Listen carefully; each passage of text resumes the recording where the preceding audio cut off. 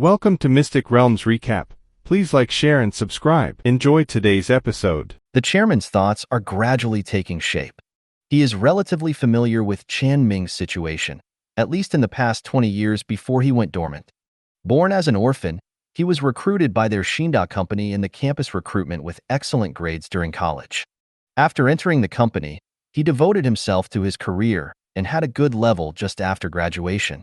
Then he was promoted to a higher level and sent out. As long as he could come back, he could be a department manager for a few years. Although an accident happened at this step. But if the accident did not happen and Chen Ming came back safely, then if everything went smoothly until retirement, he might be the general manager of a branch company. It is obvious that Chen Ming has invested a lot in his career. Even after escaping from the space station until now, it can be seen that Chen Ming's focus has always been on his career. Then naturally he did not invest too much energy in other aspects. Therefore, the chairman suddenly felt that he could provide some help in these aspects and rely on these things to get closer to Chen Ming. Chen Ming is now a psychic, chatting and laughing with the psychic boss of the Psychic Society and the Lieutenant General of the 14th Corps, so his status and position are naturally not comparable to before. So he must carefully consider the person he chooses. And just now, he found a suitable person. Cheng Xinghai is a lively young man with a beautiful face and a well-behaved expression like a girl next door. Although he is from the military and his personality seems to be different from that of ordinary girls, it should be okay. Moreover, the chairman's previous speculation based on Bai Quan's record and the fact that Chen Ming has now handed over the sales rights of an important technology to Bai Quan can also be seen that the relationship between Bai Quan and Chen Ming is definitely not ordinary. But it seems that there is no sign of further progress for the time being, and Bai Quan does not seem to have the intention he thinks now. So what the chairman wants to do is to mention this matter. Of course, the premise is to investigate the feasibility first, so as not to be driven out by Bai Quan as Lao Deng. So after everyone has seen what Wu brought, they return to the vicinity of the banquet, and the flow of people gradually dispersed to socialize. The chairman came to Wu, who took the initiative to stay alone. Before Wu considered whether to manually drive the chairman away and give him a quiet place to stay, the chairman asked, "How old is Xiaoming this year?" Wu looked at the chairman with a question mark and asked back, "Don't you know your employees?" The chairman simply pulled down his old face, forcibly suppressed the embarrassment and coughed dryly and said, "Confirm." Wu didn't understand what the chairman was doing for a while, so he replied normally, "Let me think, 26. When he was dormant before, he was 25 in virtual age and 24 in real age. The rest were all dormant. It's almost been a year now. When is his birthday? I don't know." The chairman has read Chen Ming's resume countless times. Of course he knows how old Chen Ming is. His question is just to pave the way for what he is going to say next. 26, not young anymore. So has he ever mentioned the idea of doing things suitable for his age? Wu suddenly understood what the chairman meant, and the look he gave him gradually became strange. However, he then looked in the direction of Bai Quan, thought about the situation a few days ago, and then recalled the past and said, "No, but he can't get in touch with the right people in his current environment, so you can try." The chairman nodded slightly, chatted with Wu about the living environment at the pirate space station, and went to find Bai Quan. And Bai Quan soon noticed the chairman of Shinda company who kept a certain distance from him, but didn't get too close, and looked like he wanted to say something but couldn't say it. As the boss of the company where Chen Ming had worked before, and also a partner in the original rescue plan of Chen Ming, Bai Quan still had an impression of him. So Bai Quan greeted the people around him and came to the chairman alone. The chairman quickly raised his glass and said, "Lieutenant General Bai, we have met before." Bai Quan was smiling at this time, and because Chen Ming gave him a big gift, there was no trace of the coldness in his expression. "I remember, Chairman Su of Shinda Company, we talked about the annual spacecraft technology bidding before. Is there anything?" The chairman's lips moved slightly, and he glanced at the other partners behind Bai Quan who were staring at him. He knew that he could not beat around the bush with Bai Quan. So after hesitating for a while, he finally chose a direct way to speak. "How old is the little girl before this year?" Bai Quan's smile instantly withdrew, and he became alert. Cheng Xinghai and Cheng Xinghe are both younger than him, and he has always been paying attention to their development. And after someone came to him for Cheng Xinghe-related matters a few days ago, he also knew very well why the chairman suddenly asked Cheng Xinghai what he was going to do. The chairman also knew the reason why Bai Quan suddenly changed his attitude after hearing what he said, and quickly added in a low voice, Chen Ming is 26 this year. Bai Quan immediately understood what the chairman meant. He really didn't have this idea at first, but the chairman suddenly mentioned it, and he thought about it again. It seemed not impossible. Bai Quan returned to his normal smiling face and whispered, 19? At the same time, he gave the chairman a look that they would talk later, and then returned to the person he had just talked to as if nothing had happened. The chairman understood and went somewhere else with his glass of wine. Wuan, who was next to him, paid attention to the chairman's situation the whole time after the chairman came to ask him questions. When the chairman left Bai Quan, Chen Ming's communication code was already displayed on the terminal in Wuan's hand. But he was still thinking. After thinking for a while, he finally turned off the terminal and said to himself, the age difference is a little big, but it's not impossible. The second half of the banquet was basically the participants talking about business matters. And after the banquet, the chairman received Bai Quan's invitation and went to his residence. When the chairman arrived, in addition to Bai Quan, Wuan was already sitting here. The three of them gathered in silence around the coffee table in Bai Quan's residence, and it was a bit awkward for a while, because they didn't know what to say. Obviously, they have dealt with all kinds of complicated things, and they have similar experiences even for extremely troublesome things. But now they are going to discuss something that none of them know how to start. In the end, it was the oldest chairman who took the lead in putting Chen Ming's resume on the coffee table, pushed it to Bai Quan, and asked, "What do you think?" Bai Quan picked up the resume that he was already very familiar with and read it for a long time, and finally managed to say, "I think it's okay." Then the two of them looked at Wuan together. Wuan spread his hands and asked, "Why are you looking at me?" Bai Quan immediately said, "You are his spiritual guide, his elder. Why don't you worry about some things for him? He is already 26 years old. Does he know that I am his elder? The elder of spiritual power is also an elder. I have heard that after he gave up the company, you have been guiding him to the path of spiritual power. You should worry about this kind of thing?" Wuan said with a helpless expression, "But I hibernate every few years and have never been married. How can I worry about him? It's good that he doesn't worry about me. And aren't you married? You should have experience in this kind of thing." Bai Quan immediately defended, "I am an orphan like Chen Ming. My marriage was arranged by the person who brought me up all the way. I have no experience at all, so I asked you to come." After Bai Quan finished speaking, his eyes turned to the chairman who was the oldest and whose son was almost the same age as them. The chairman waved his hand and said, "Don't look at me. I'm not very good here. My son and I don't have a good relationship now. Mr. Wuan, you know that." The three of them were silent for a long time. Wuan suddenly coughed twice and said, "Why don't we change our thinking and think about the value of this matter to all parties? First of all, for me, I am very happy to see Chen Ming grow up. Is there any problem with this?" "Yeah." Bai Quan nodded and said, "No problem. Everyone knows your idea. Then for you, Bai Quan, you can use this matter to bring Chen Ming and your 14th core closer together. It will definitely be good for you, right?" "No problem." Then for Chairman Su, as the person who first proposed this opinion, if Chen Ming successfully accepts this result, then you, as a matchmaker, can ease Chen Ming's current somewhat awkward relationship with Shinda Company, right? "Yes." The chairman acknowledged Wuan's words and his ideas. Wuan paused for a moment and asked, "What about this matter for Chen Ming? Is it good for him?" The chairman asked, "Is starting a family a good thing?" Wuan had thought about this when the chairman asked him questions just now, and quickly said, "Starting a family may be what many people want, but I don't see his thoughts from Chen Ming. But I don't think he is resisting. He just has no idea for the time being. He wants to do his own business. If it is valuable enough, if I mention this to him, he may still agree. It can be considered a benefit." Bai Quan thought for a while and said, "If this thing can really be accomplished, no matter how it is accomplished, Chen Ming will be directly counted in our 14th core. The resources of our 14th core can be more invest in him and treat him as your own person.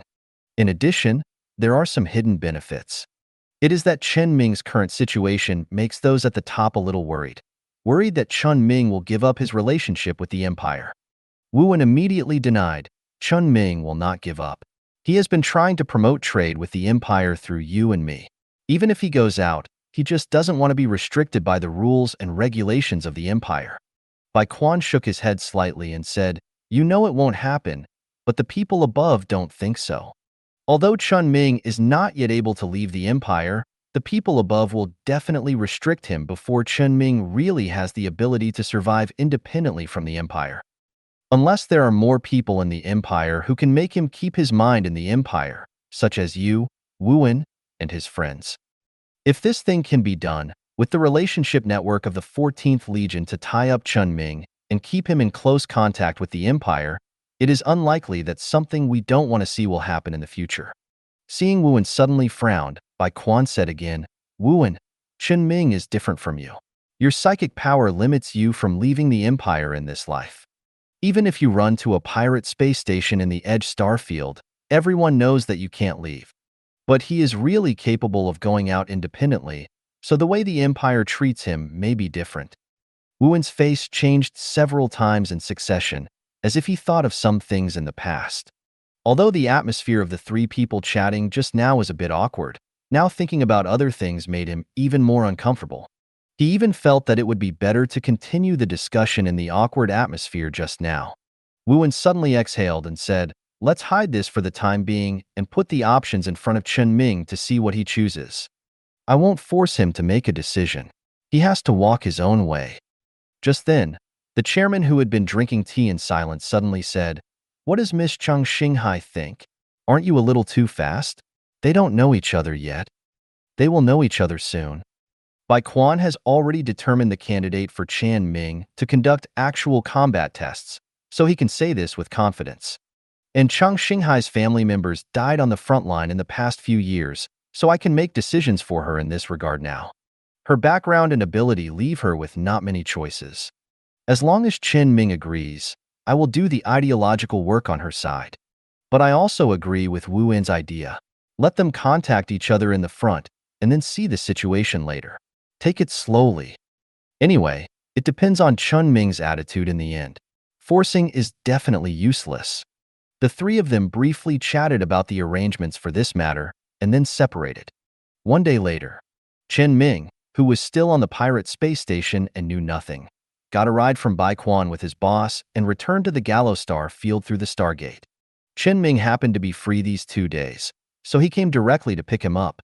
By the way, he planned to report to the boss, the investor, about the recent temporary base and development.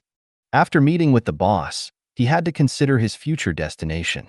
Should he continue to follow the development team of Hui Huang to the next temporary base, or simply find a place to remotely command Yue to continue working? While Chen Ming was thinking, the spaceship that the boss was on had landed at the dock of the space station that was not open to the public. The boss had also stepped off the spaceship. But when the boss saw Chen Ming, the smile on his face suddenly froze. The surging spiritual energy fluctuations instantly swept past Chen Ming, and then a powerful mental force directly enveloped Chen Ming. "Boss." In Chen Ming's confusion, the boss frowned and immediately came to Chen Ming quickly, stretched out his hand and pressed on his shoulder, and said, "You seem to have some dirt on your body. Do you need me to help you solve it?" "Ah." Chen Ming was stunned for a moment and then reacted. It should be that the hive mind network of the mechanical race and the insect race that he built was discovered by the boss. The boss's psychic power itself seems to act on consciousness and spirit, so it seems normal to be aware of it. And the boss only knows that he has controlled the mechanical race and does not know that he has built a hive mind network. I am afraid that he thought there was something wrong with his psychic power at the first time.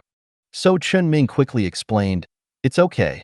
This is the derivative effect of my psychic power. After I controlled the mechanical race, the consciousness of the mechanical race connected to my psychic power and actively built a network, which is not bad for me. But you have more than one network on your body." Ah. Seeing that this could not be concealed, Chen Ming thought about it, and simply displayed the photos and videos of the queen insect in the biological spaceship on the terminal, and then handed the terminal to the boss. He also blocked the surveillance of the internal dock where they were now, to prevent the news of the biological spaceship and the Zerg from leaking out. The boss looked at the photos and videos on the terminal for a long time, and finally said to Chen Ming with a hint of incomprehension in his expression, "Your psychic energy?" Chen Ming spread his hands and said, "The biological spaceship is also a spaceship. The spaceship is controlled by me, and the things on it are no exception. The Thorn Zerg is also a hive mind like the mechanical race, and then, that's it."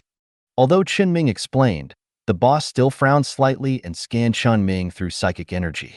After a long time, he gradually dissipated his mental power. Then his eyes locked on the highest point next to him and said, "Are there Zerg on your body and on the ship?" "Some of them, so that I can do something." Chen Ming pulled up his sleeves, revealing the bracelet made of the queen's body tissue fragments on his wrist. Then, relying on the transformation of psychic energy, the dark biological armor was condensed from his wrist in an instant. Chen Ming waved his fists in the air a few times, and the smooth movements without any stiffness made a clear sound of breaking through the air. Chen Ming then made an electromagnetic javelin and shot it at his arm. After seeing that there was not even a trace left on the armor, Chen Ming also broke the electromagnetic javelin into two sections with strength, dismantled it into the most basic materials, and sent it away. The boss suddenly became a little silent, because he suddenly couldn't understand the effect of Chen Ming's psychic power. Even if Chen Ming's spiritual power has been improving, he should not directly evolve from affecting machines to affecting living things. Chen Ming noticed the boss's silence and asked, "Boss, what's wrong with you?" "It's nothing. I just suddenly feel like I'm a little old." Question mark. The boss quickly adjusted his mentality and said to Chen Ming as usual, "Forget it, it's okay. Let's go back. I haven't read last week's report yet." "Okay." Although the boss seemed to understand, Chen Ming still felt that the boss looked at him strangely for some reason. However, the boss didn't say much and just handed over the development data to Chen Ming every week as usual. After chatting about what happened for more than a month, Chen Ming left from the boss's side. That night, Chen Ming got the news from Bai Quan that everything was ready. The actual combat test he promised to help Chen Ming can start at any time. Bai Quan and his boss returned to the Gallo Star territory through the Stargate during the day, so the notification time now is about the same. So Chen Ming chatted with Bai Quan, sent a destroyer, and set off with a robot equipped with the Afterglow core. After flying in hyperspace for a night, the destroyer arrived at the base of the 14th Legion, which was the base of the original Star Sector military. Then he was stopped by a military patrol fleet in hyperspace. However, the patrol seemed to have received the news early and quickly released Chen Ming's spacecraft. Bai Quan obviously also received the news and called, "You can park at the giant shipyard first, and then I will arrange a spaceship to send your things to the ground." "Okay." Chen Ming followed Bai Quan's instructions and went to the giant shipyard after leaving hyperspace and entering the galaxy. Chaofan had also stayed here for some time before, so Chen Ming still had some impressions of the situation in the dock. When Chen Ming came here this time, in addition to seeing that the entire station on the planet was significantly more developed than before, he also found that the number of fleets stationed here seemed to be larger than before. It seems that Bai Quan is right. The 14th Legion does support his expansion of influence in the Gallo Star territory. Chen Ming paid a little attention and then didn't pay much attention. He just controlled the robot and quickly boarded the spacecraft, specially arranged by Bai Quan, and headed to the ground. Went to a huge independent building under an ecological dome on this volcanic planet. When Bai Quan saw the robot carrying the Afterglow core in person, Bai Quan asked, "Just connect the core to the electronic device, right?" "That's right." After receiving the reply, Bai Quan quickly connected the Afterglow core controlled by Chen Ming to the only huge simulation device in the building. This device was also successfully controlled by Chen Ming under the influence of the Yuhui individual. Of course, the 14th Legion was obviously not a fool. This independent building and its internal equipment were completely blocked from other buildings, without any physical connection, and did not give Chen Ming any chance to steal the chicken. But Chen Ming didn't care. He said to Bai Quan, who was holding the terminal, I have no problem here. I can access this device like a normal user and can start at any time. What about my opponent? Bai Quan pushed up his glasses, covering his eyes, and said, "She is ready, but she is at our headquarters and uses the host to remotely connect to your extension, so there is no need to worry about delays." Okay, I've input some of your psychic effects for you. Check to see if there are any mistakes. If there are any, just tell me and I'll help you correct them. Chen Ming looked at Bai Chuan's settings on the system and said, "Yes. Set all ammunition for live ammunition and missile weapons to unlimited.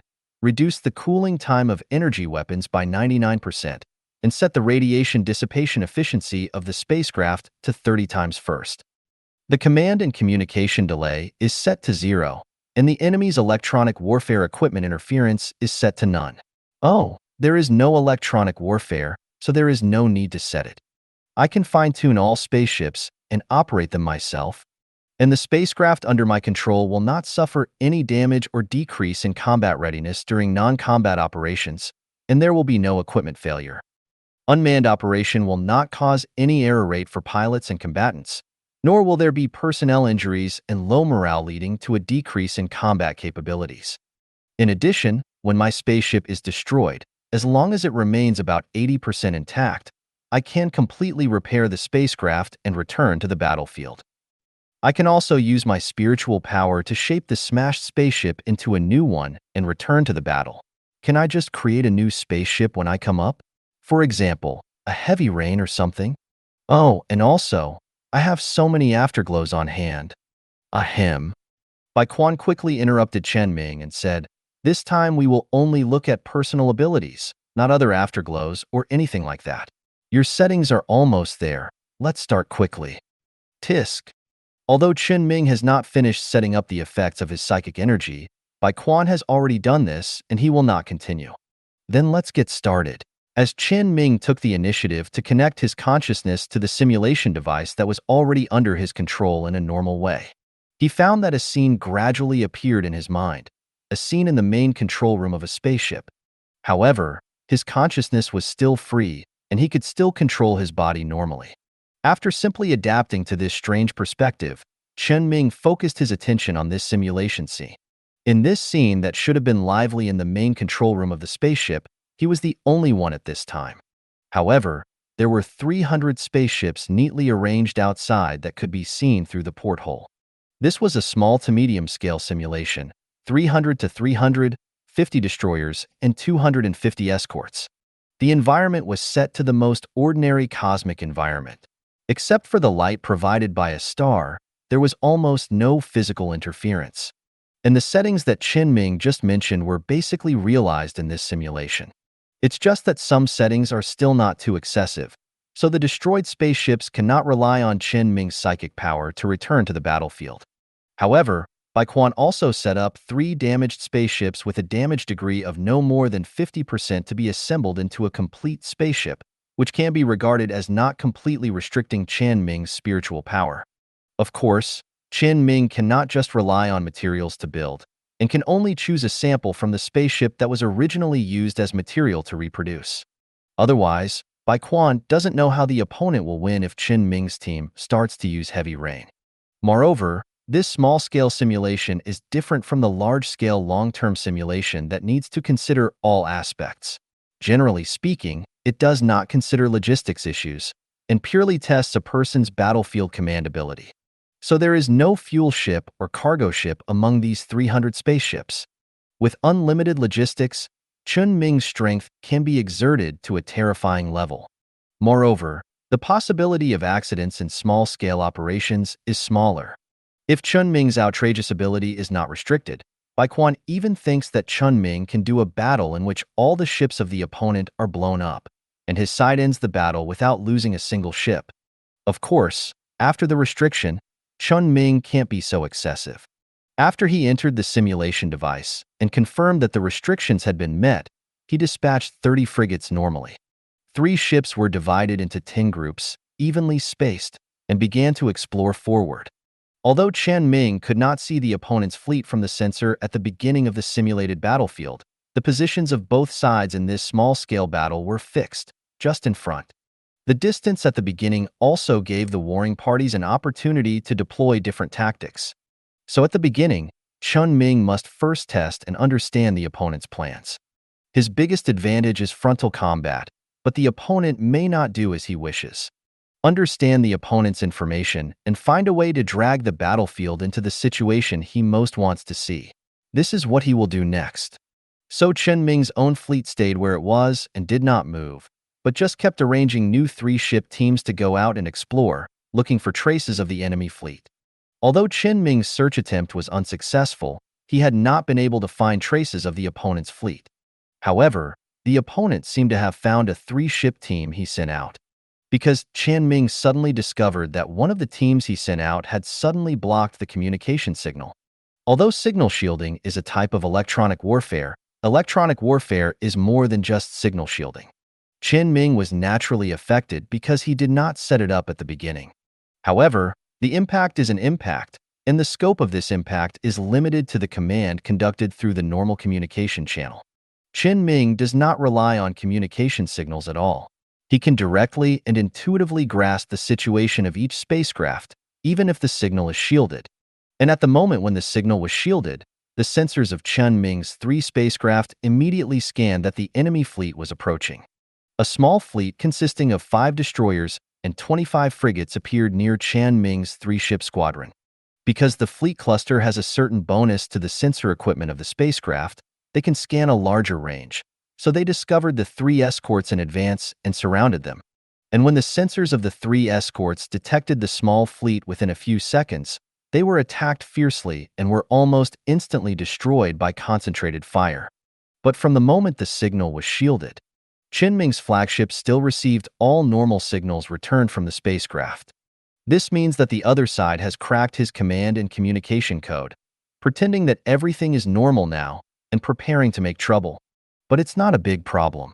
Chen Ming is too lazy to change the code. Even this code may become his way to fight back in the future. But at this moment, Chen Ming suddenly thought of something. He said to Bai Quan, "Speaking of which, even if my psychic spaceship is destroyed, only one iron atom is left. I can still control this iron atom and do whatever I want." Bai Quan knew what Chen Ming was going to do the moment he heard this outrageous description, and Chen Ming's next words were not unexpected. "Just now I saw a little wreckage of the spaceship hit the opposite spaceship, leaving some fragments on it." Bai Quan pinched his eyebrows and said with a headache, "This simulation is mainly to test your command ability, so use less psychic power. Just treat her spaceship as a permanent part of your field of vision. Don't do anything else. I'll give you permission." "That's fine." Chen Ming agreed with Bai Quan. And soon he completely locked the location of the 30 spaceships through Bai Quan's temporary changes.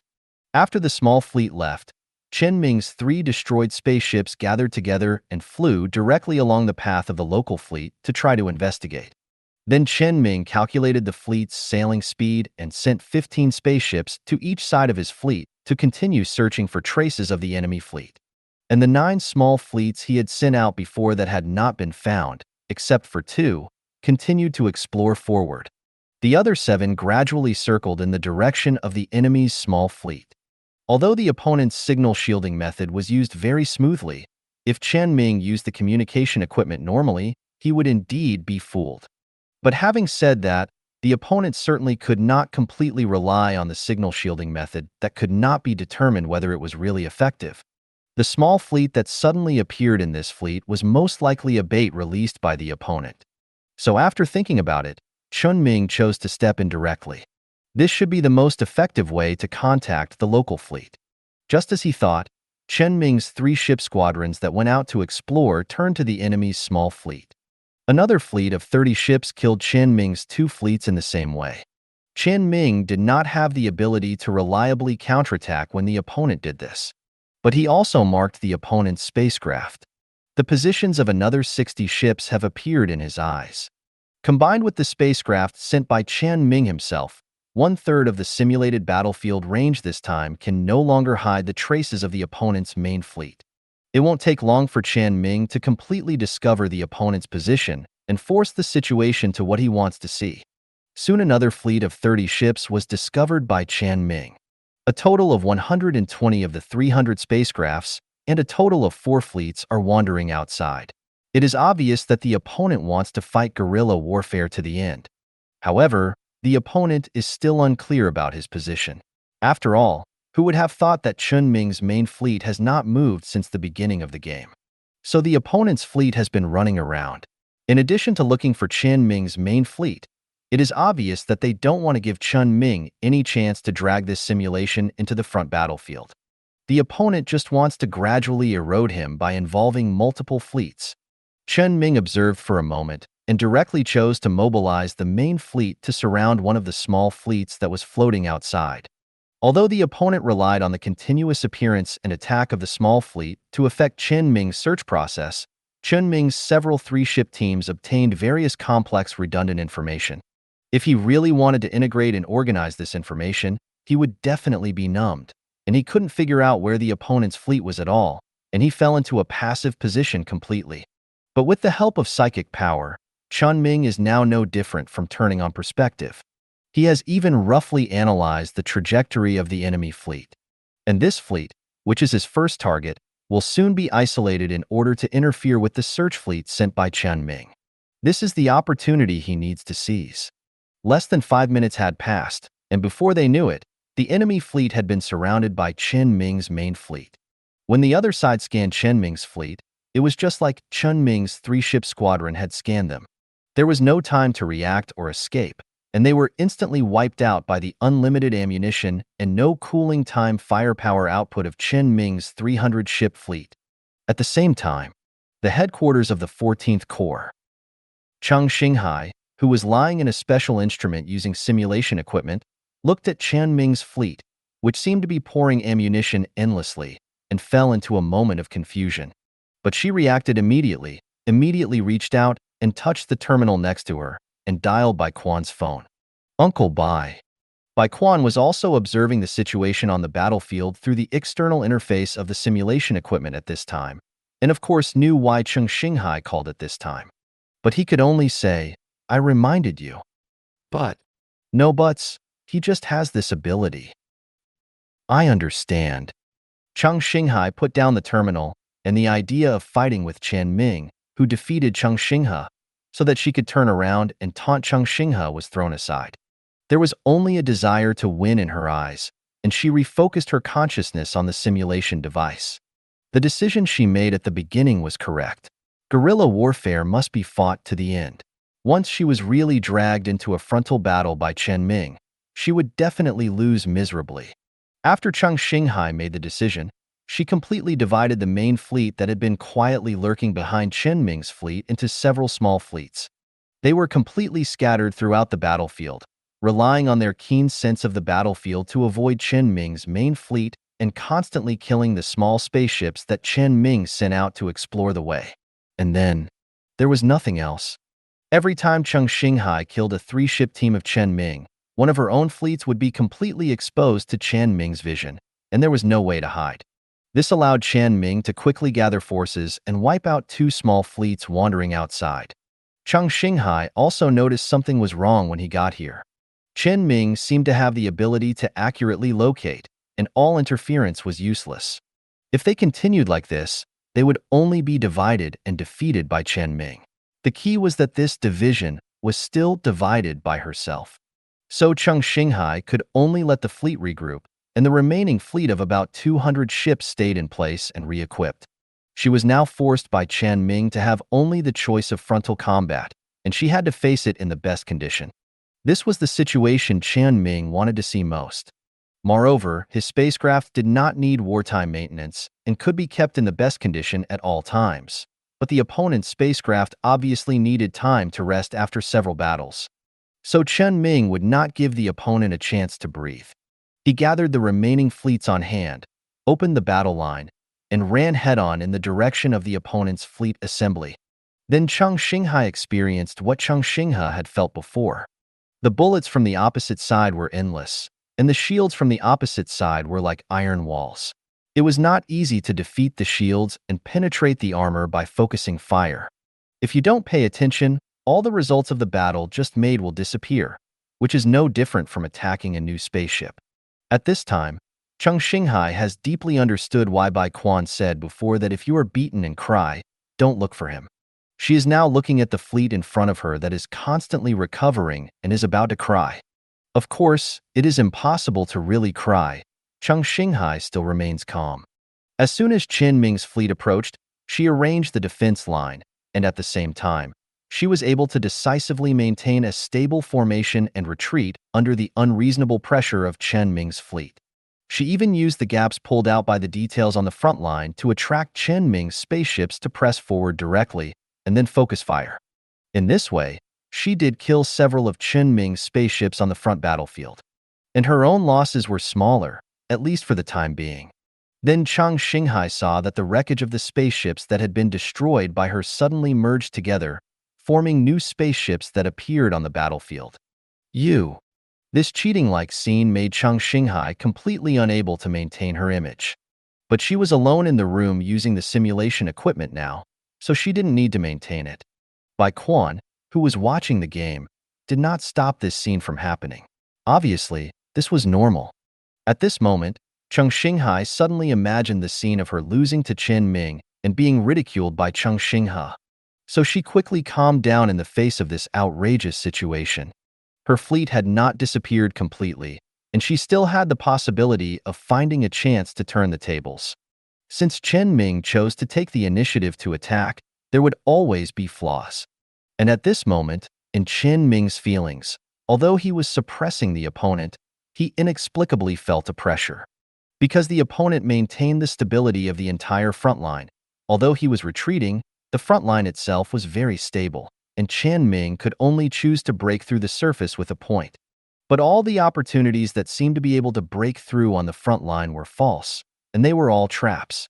If he dared to command the fleet to rush forward rashly, then the situation just now would happen, and his spaceship would be concentrated and directly scrapped.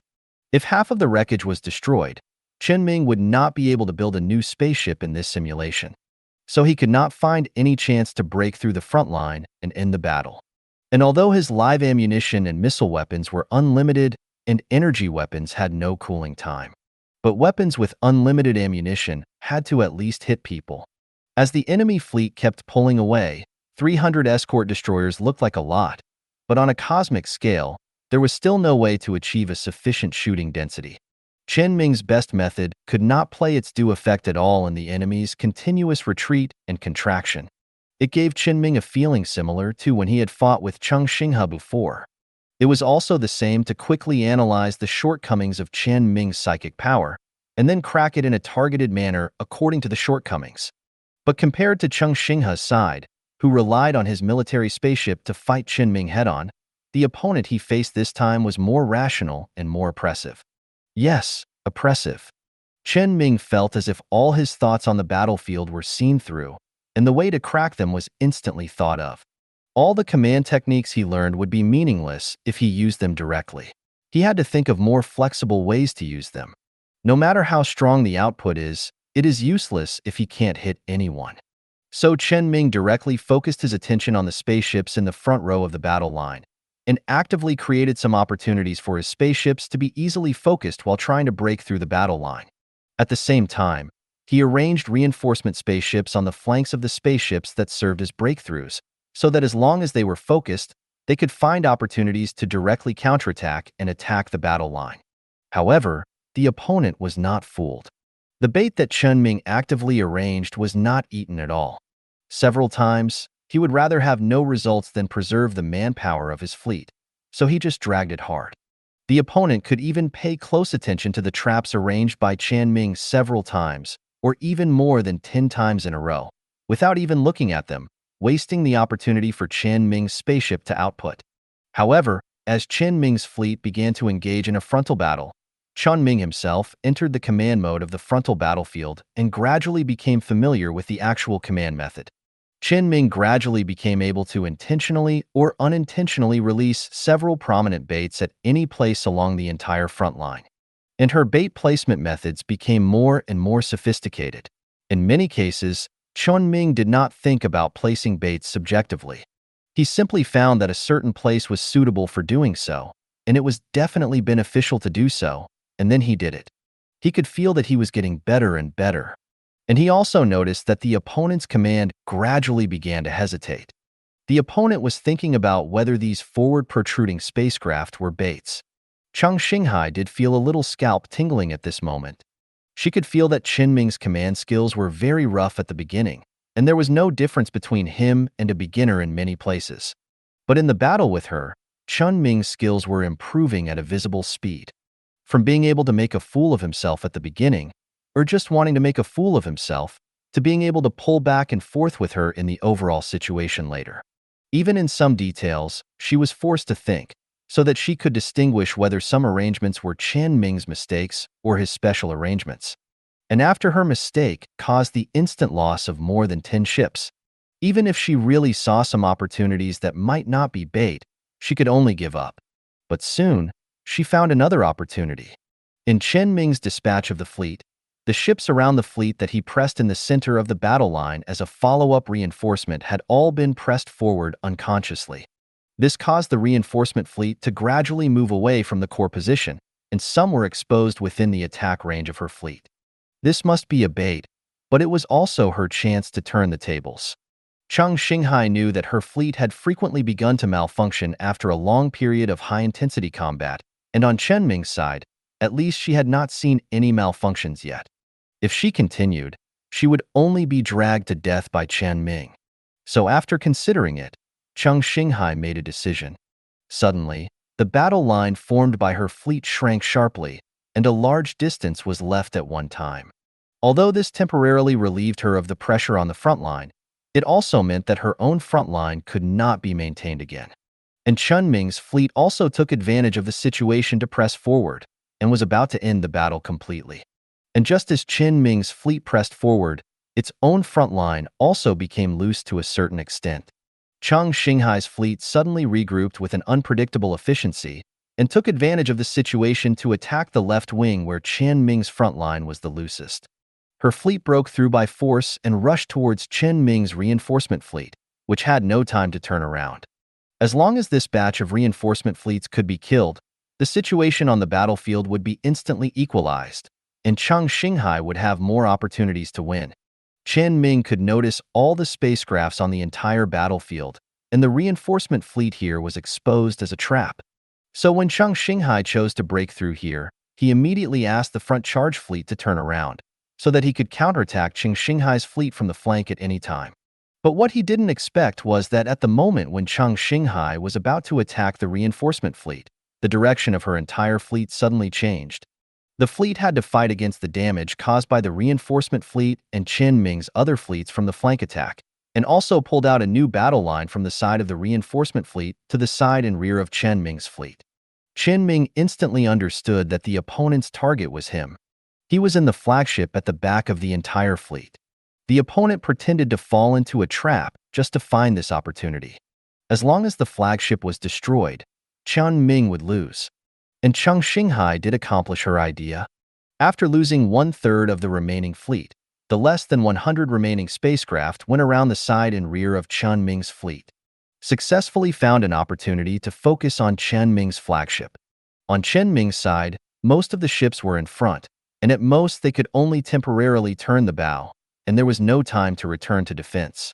He only had 10 frigates and 2 destroyers to escort him, but he had to face the output of nearly 100 frigates and destroyers in this short period of time. When Chen Ming issued the final firing order, she finally couldn't hold back her anger at seeing all kinds of operations that were almost indistinguishable from cheating, and shouted what she had always wanted to say to Chen Ming in the room. "You're done." The moment the enemy fleet broke through the defense line in an instant and approached the flagship with massive losses, Chen Ming did not hesitate, and the 12 spaceships left behind immediately maneuvered, all blocking the enemy fleet's firing trajectory. It relies on the 30 times the radiation energy dissipation in the simulation setting and the ability to forcibly dissipate hard radiation energy without turning off the shields and weapons to resist the concentrated fire on the flagship. However, this nearly 10-fold numerical difference and the lack of other interference attacks made it difficult for Chen Ming's spacecraft to completely absorb all the firepower, even with various blessings. Losses soon followed. Even if Chen Ming's spaceship could be reshaped into a new one after its loss, it would be difficult to do so. The opponent seized the last chance and used all his firepower to completely block it. In an instant, all the spacecraft guarding Chen Ming's flagship were destroyed, and the shield of the flagship itself was also attacked to the point of crumbling in an instant. And then the next moment, another spaceship once again blocked the flagship. Chen Ming's dozen or so spaceships, powered by psychic energy, successfully delayed the enemy's firepower until the fleet at the front of the battle line turned around and returned. At the same time, some of the diverted fleets bit the tail of Chen Xinghai's fleet from the other side and completely surrounded it. The battle loss ratio of Chen Xinghai's fleet was already completely out of control when they made a forced breakthrough just now. When Chen Ming succeeded in delaying time and was not killed by Chen Xinghai's plan, her fleet was bound to perish. The overall situation has been decided. Chen Ming, who was still a little nervous at first, was completely relieved. He quickly made a note of Chen Xinghai's unexpected plan to nearly overturn his car. He would never overturn his car a second time under similar circumstances in the future. Chen Ming then roughly estimated the actual consumption of mental energy required by the things that required psychic energy that he did in the simulated battle just now. If it exceeds the upper limit of his mental power, he will voluntarily admit defeat. Cheating is no fun. However, after Chen Ming did a little calculation, he was basically sure that his mental energy consumption was as good as nothing. After all, there is not a single cruiser-level spacecraft in this simulation, and the consumption of frigates and destroyers can only be said to be a drop in the bucket. So in the end, Chen Ming's total loss of 300 spaceships was 53, of which 12 were expelled. The opponent will be completely wiped out in the next step, already surrounded by Chen Ming's fleet. With the protection of Chen Ming's spiritual power, not even a single ship on the opponent can be killed. However, Chen Ming didn't get any hint of victory. So I continued to rely on the fleet that had bitten the tail of the enemy fleet to continuously strangle the remaining spaceships. By the way, capture the escape capsules launched from the spaceships that are included in the simulation. Then he took some time to carefully recall the last scene. Looking back now, Chen Ming found that he could predict in advance that there would be problems with the position of his flagship, and a slight adjustment would not give the opponent any chance. He can even use the position of his own flagship as a second-level trap to completely defeat his opponent. Chen Ming shook his head slightly, having nothing to say. Sure enough, he was the one to choose. At this time, it was at the headquarters of the 14th Army. Chen Xinghai had completely given up struggling, took off the instrument that was covered with wires on his head, and dialed by Quan's phone number. While waiting for the call to be connected, her eyes gradually began to fill with tears. In the moment it was connected, "Uncle Bai." Bai Quan immediately hung up the phone. After a while, Bai Quan called again and said, "Are you ready?" Chen Xinghai had returned to normal when he called this time, or so it seemed. Well, is Chen Ming's spiritual power really that strong? Fake. Then he's even stronger. This is because I told him to keep his hands a little longer and not kill you directly with just his psychic powers. Chen Xinghai hung up the phone. He lowered his head and hugged his knees, huddled in the equipment, motionless. Bai Quan looked at the terminal with a busy signal and could probably guess that Chen Xinghai was autistic. The two brothers, Chen Xinghai and Chen Xinghe, had fought with each other quite a lot in the past. He had seen the scene where the two of them spoke loudly before the fight and remained silent after it ended countless times. He had also seen countless times when the one who lost the fight would go back to his room to shut himself up. In the past, he was worried that something would happen to them if they were autistic, but later he discovered that the two of them went back to the room purely to reflect on their own problems. Once you have finished reflecting, the confidence to fight with others will come back again. After all these years, Bai Quan is very familiar with him, so it's not a big deal. Moreover, Chen Xinghai's performance just now was actually pretty good.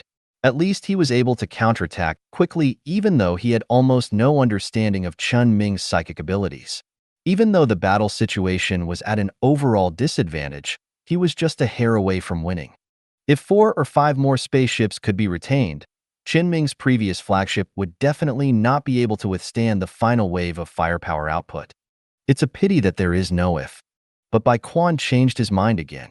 In the past, Cheng Xinghe fought against Chen Ming, whose psychic powers had not been developed at all and only had a shabby fleet.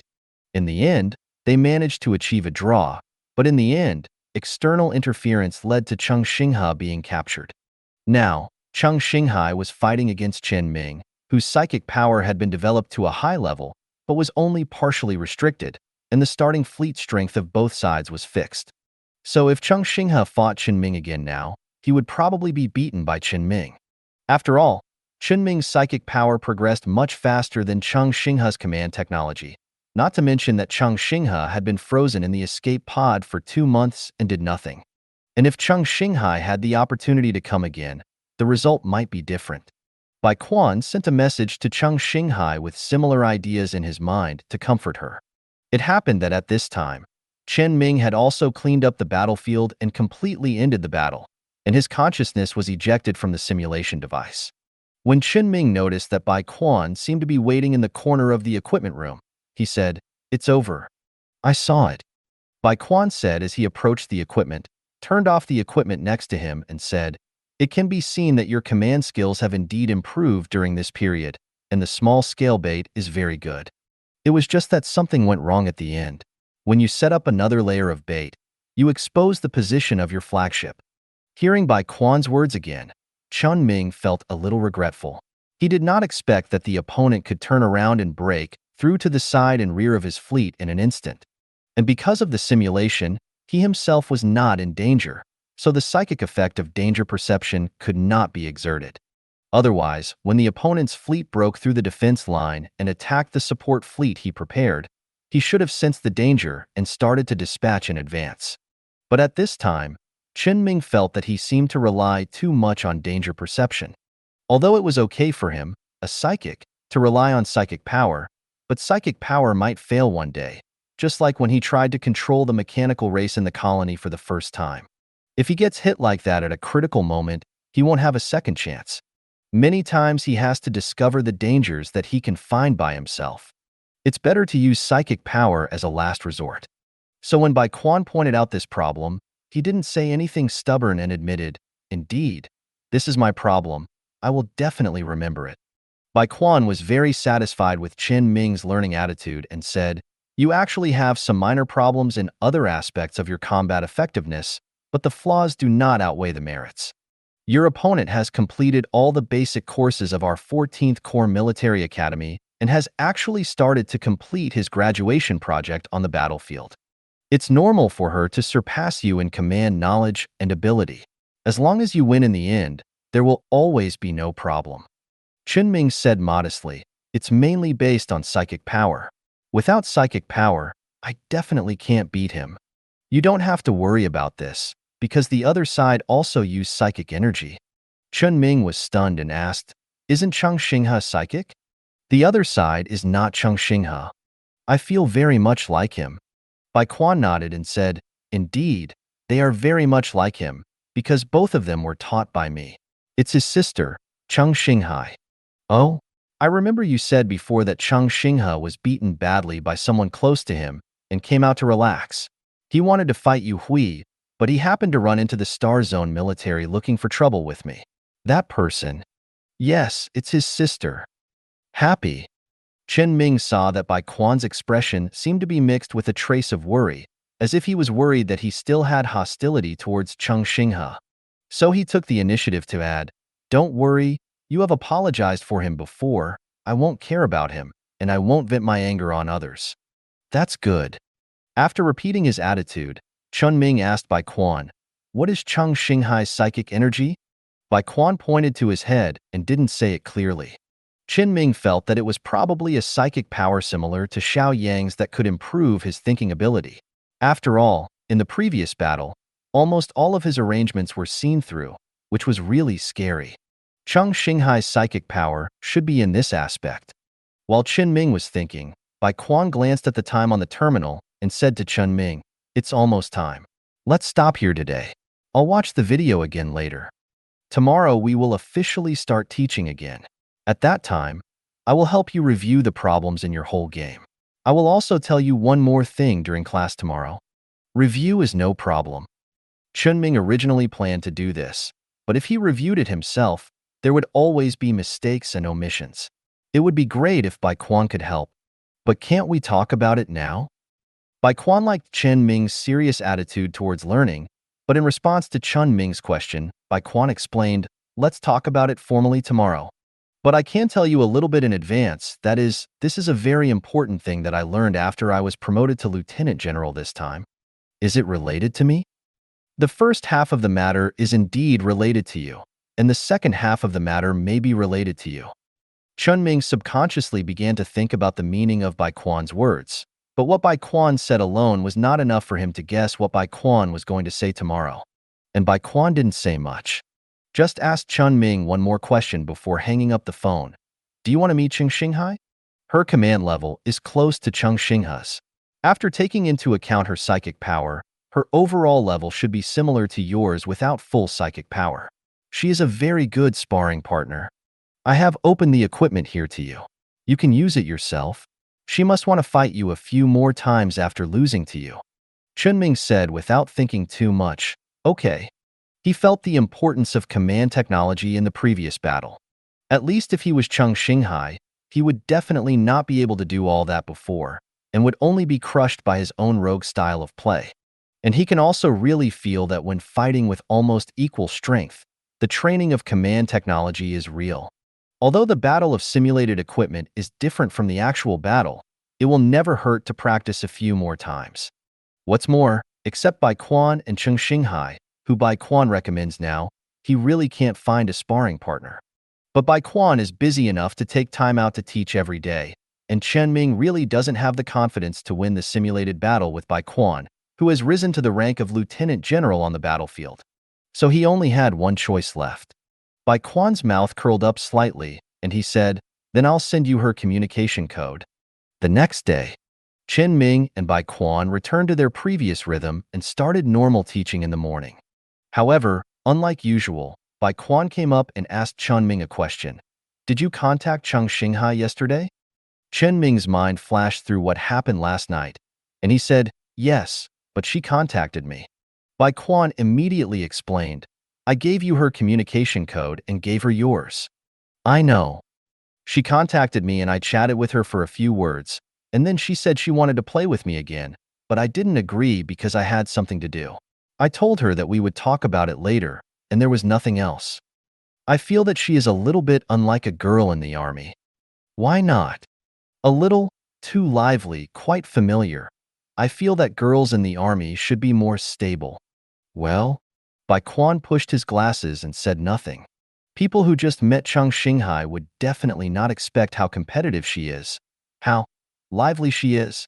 Seeing Bai Quan didn't speak, Chen Ming asked in confusion, "What's wrong?"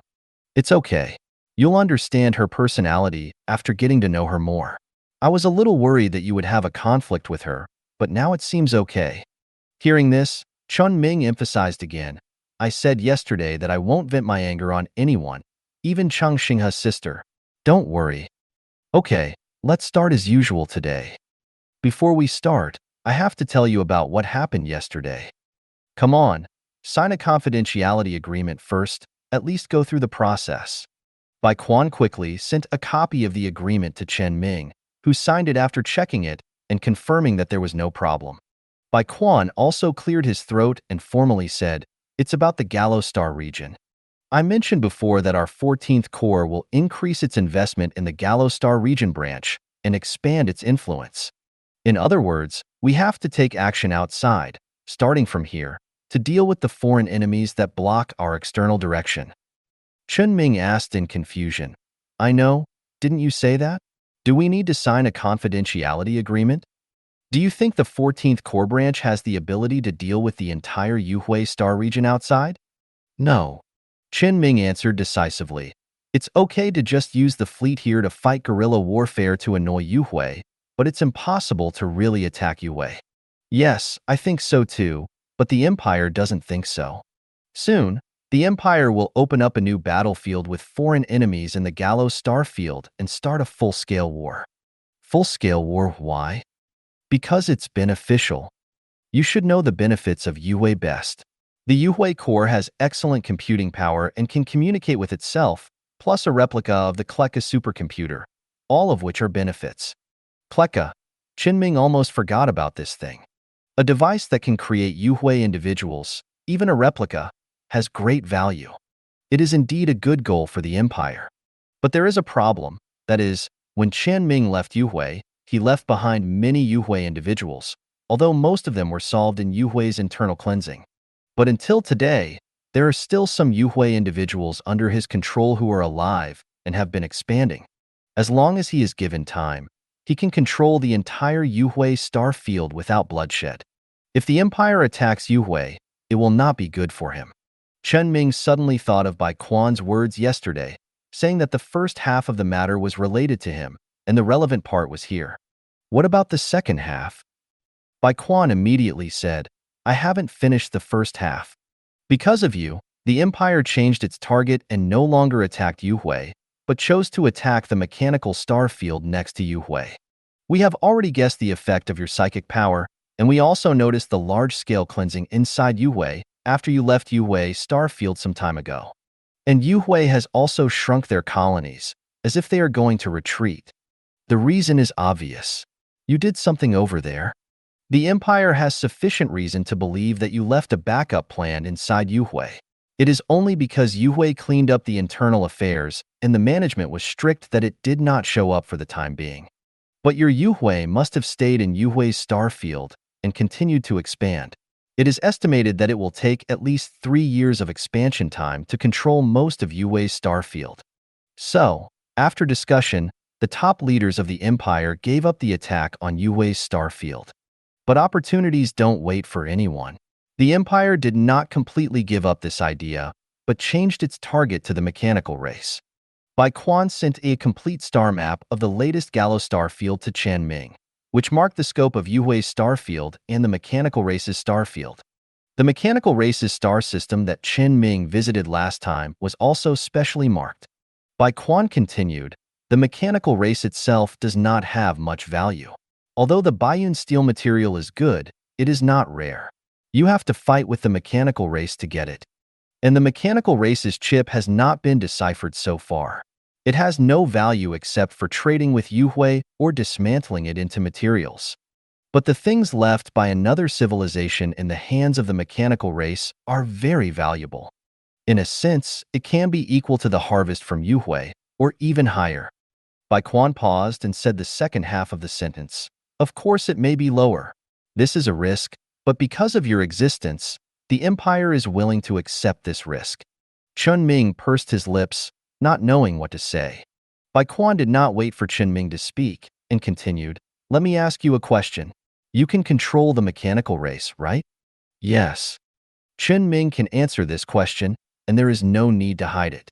After all, Chen Ming has already controlled those mechanical cruisers in front of the entire pirate space station galaxy and sent them back to his temporary base.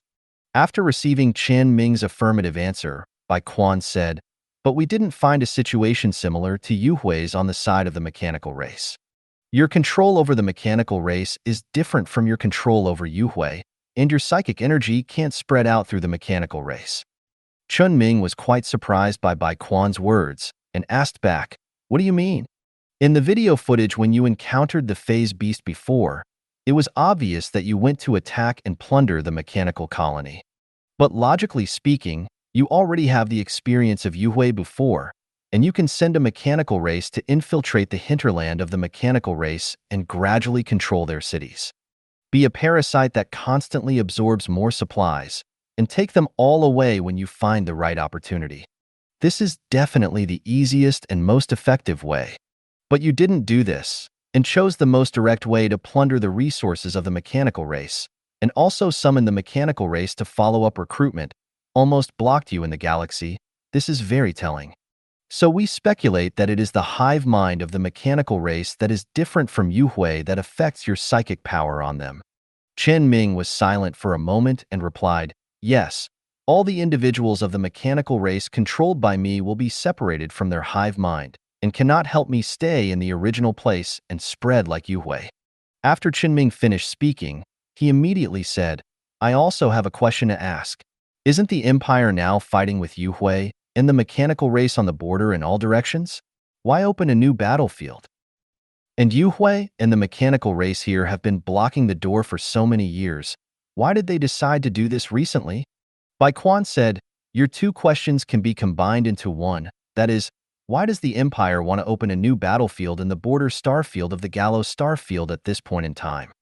The answer is actually very simple. Bai Quan directly put out the star map of the entire Empire. The straight line distance from one end of the Empire to the other end is almost equal to two galaxies laid flat there, but the entire territory of the Empire can accommodate more than two galaxies. So although Chen Ming had some understanding of the vast territory of the Empire before, he still felt a little shocked when he saw it again now. After the star map was completely released, Bai Quan pointed to the countless orange-marked areas on the edge of the Empire and said, first of all, not all places where fighting occurs are battlefields. Those low-intensity battlefields are not battlefields at all. They can only be regarded as places for training. Just like the borders between us and the mechanical race, although we fight to the death with them, most of the time it is just a small-scale friction. After all, the mechanical race is not stupid. They don't have a large enough cluster on the border of the Empire to pose a threat to the Empire. Under the premise that we have no intention of actively expanding, they dare not harass us too much. The only real large-scale battle is the battle with Yu Hui's headquarters. Bai Quan pointed to another star field called Sunset, which is opposite to the Gallows star field at both ends of the Empire. This is the only place marked in red on the star map. So we are just opening up a second battlefield for a full-scale war. And the reason we are opening up a new battlefield, or starting a war. Have you seen the recent news? There are waves of deformed children all over the Empire. You should know this, right? Chen Ming nodded and said, it seems that the Empire has no good solution. Of course there is no solution. As the person involved in the cause of this wave of deformed children, how do you think it should be solved? I can't. The president of the Psychic Society has no solution. What can he say? Bai Quan obviously knew the answer and asked, since this internal conflict cannot be resolved, what do you think the Empire should do? As someone who had taken political courses, Chen Ming immediately understood and said, of course, it is to transfer the conflict to the outside world and use the war to transfer the spearhead to the mechanical race and Yu Hui. Why doesn't the Empire continue to invest in the front battlefield? Bai Quan explained, the war started a long time ago and has never stopped, but you can see that the battle line is still very close to the border of our empire. You can understand what the front line is like. Yu Hui's main force blocked our attack, and they have been shrinking as defenders. The progress of the front line can be said to be quite slow. Although we successfully advanced a distance on the front line during the period when you just emerged and were taken away by Yu Hui, the result was a failure. The front line is completely deadlocked, and we can only find another way. If we continue to invest in the front battlefield, it is very likely that it will not transfer the conflict, but will make the empire further difficult to recover. Chen Ming understood. If the empire's investment in the front line fails to work in the first place and is instead held back by the afterglow, the empire's means of using war to divert conflicts will become ineffective, and the domestic chaos may become more severe. Therefore, the empire must open up another battlefield where it can definitely win and open up the situation in a local area. Rely on this great victory to ease the pressure caused by internal conflicts. Bai Quan continued, as long as the empire launches a war and survives the first wave with the dividends of the war, it will not be directly dragged down, and it will achieve the first victory. All the internal problems in recent years will be solved by themselves.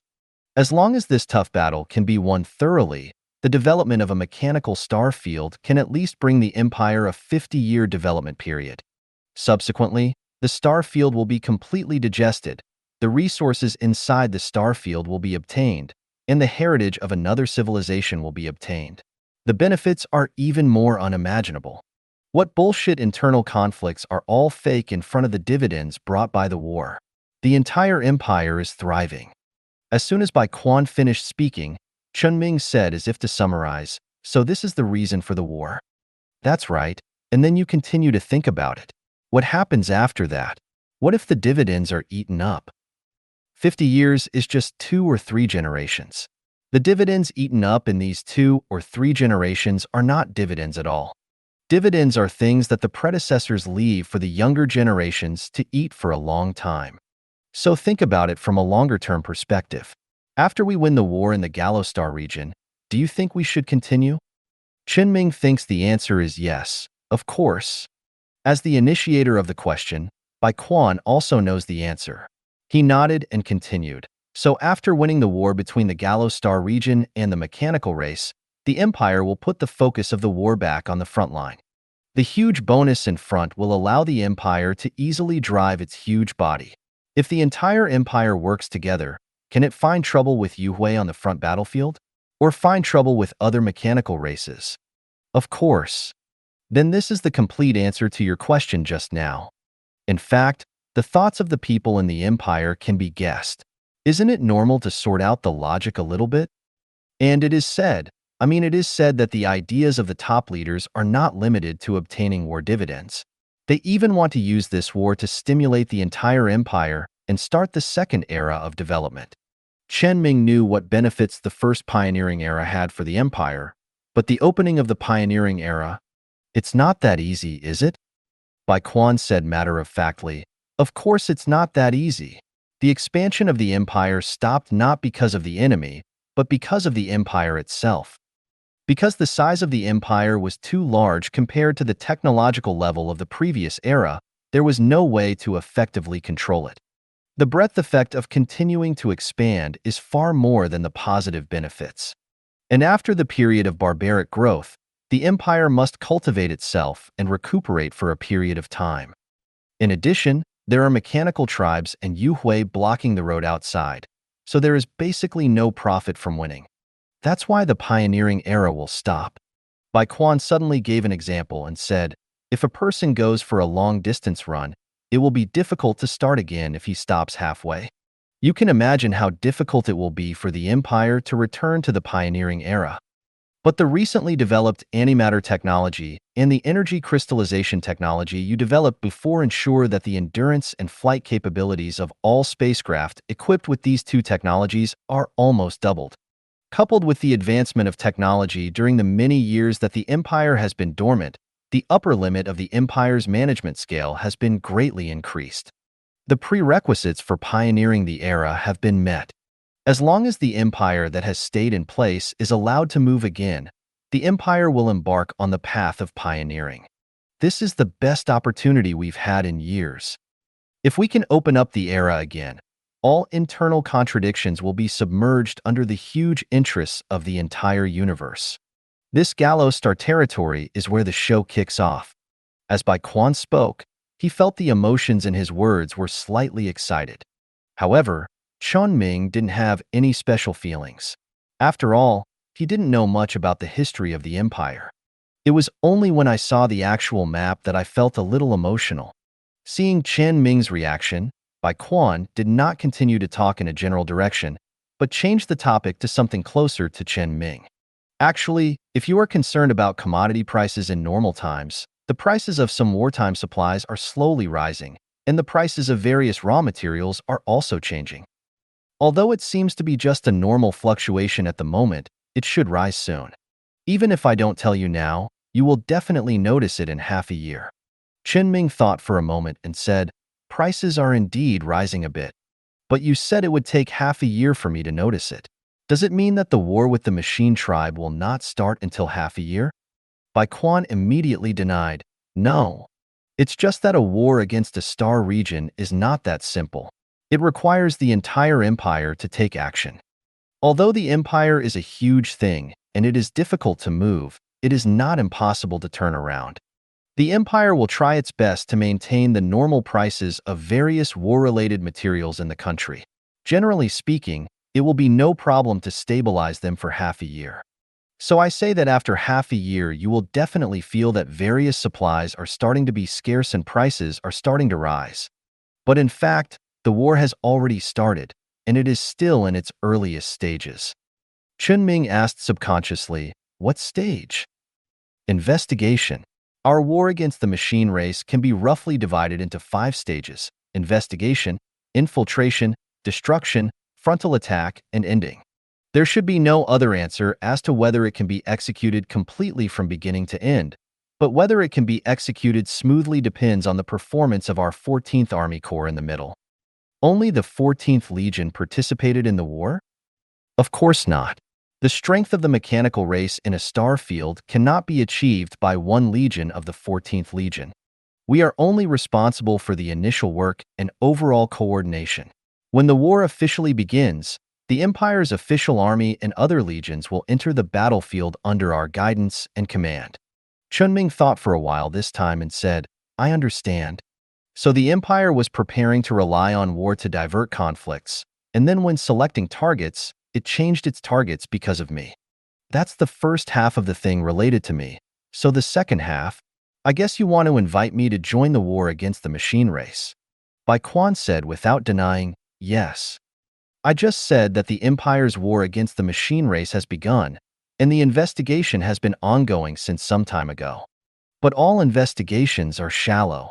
The only deeper investigation is the investigation carried out by our ship quietly after we had the video recording of the phase beast that you transmitted back. The other initial investigations into the shallow areas of the mechanical family are almost complete so far. Next, we must go deeper. Your psychic power has the ability to control the mechanical race, which will definitely be of great help.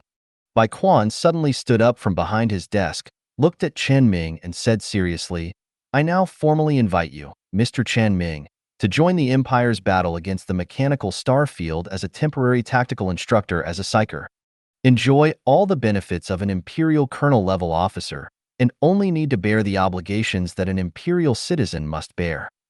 It sounds like a simple treatment, but the value contained in it goes beyond these two sentences. However, Chen Ming did not give a direct answer, but asked, Do you really believe that I can help with the affairs of the mechanical race? This is a major event in the star field. You have proved yourself. Chen Ming was silent for a moment. Some time ago, Chen Ming went to Yu Hui's star field, and when he left, Yu Hui was disturbed.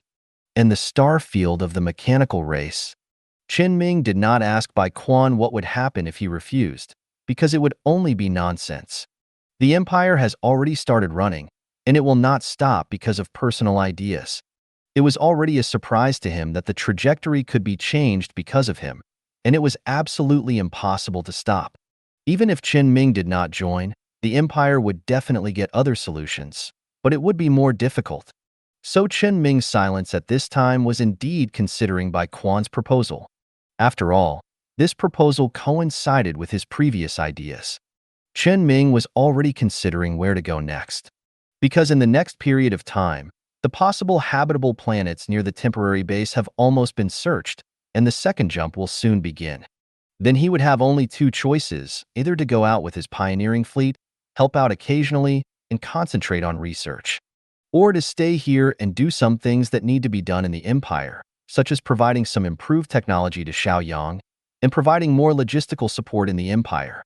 To be honest, Chen Ming didn't want to choose the first option. Of course, it doesn't mean that Chen Ming doesn't want to continue to explore, but it's just too uncomfortable to go out.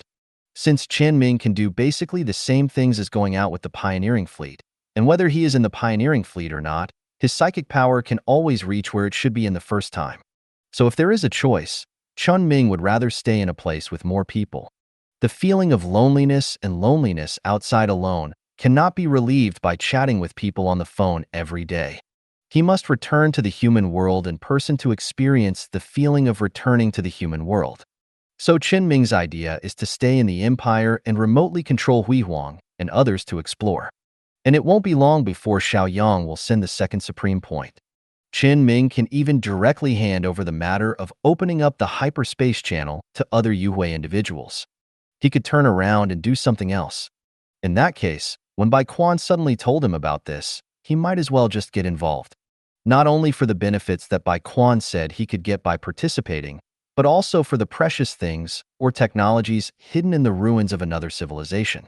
Chen Ming was very envious of that civilization, but the coordinates he found were far away. There was a nearby one, and the chances were much greater than that coordinate. And since the Empire was going to take action against the mechanical clan, It meant that there would definitely be countless battles in the mechanical clan's starfield in the future. A large-scale battlefield was the best opportunity to test command capabilities. Chen Ming felt that he could definitely give it a try. I can cooperate with you in the research on the mechanical race, but Bai Quan understood the meaning of Chen Ming's words and added to what he said before.